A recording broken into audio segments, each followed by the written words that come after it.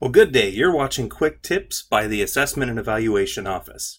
This episode will help you answer a couple of important questions. How can I make my quizzes, tests, and assessments more like the test items that my students will encounter on the SBAC?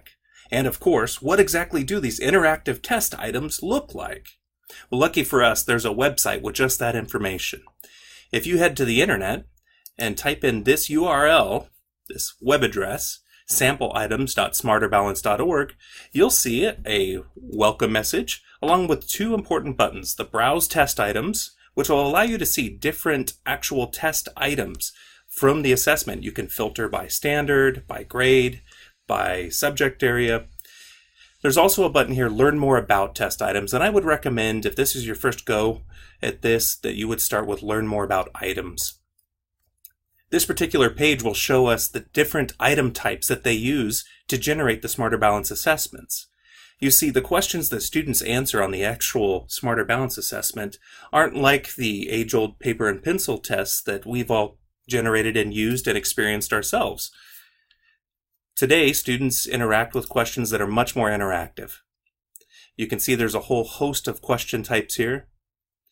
One of these, for instance, is the hot text. In this particular item type, students will read a selection, and it'll give them instructions to click on a particular portion of the text. Click on two sentences that have mistakes in punctuation. So a student would read through this, and all throughout, you'll see that my cursor changes to a little hand, and that allows me to click on particular areas within the document. The student would have to select two specific sentences, and they have to be the sentences intended for the correct answer to get the full points. So how can we create assessments ourselves that look like this? You can see there's other item types. There's item types where they have to drag and drop. You can see moving numbers over here, dragging them into the fractions. They're much more interactive. Let's look at one more. Multi-select. No longer is it just A, B, C, or D. Now students may have to select all of the equations that show how to find the total number. So there might be 2, 3, or even 4 correct answers.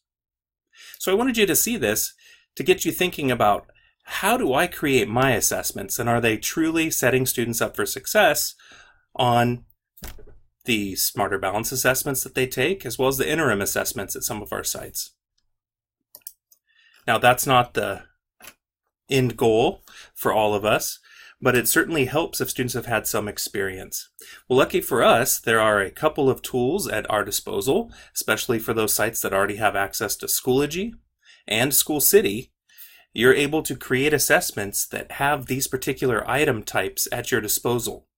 So that'll come on a later date on another episode, but I just wanted you to be aware that you can start clicking through and seeing the different test items that are on the SBAC that students will encounter. Thank you and have a great day.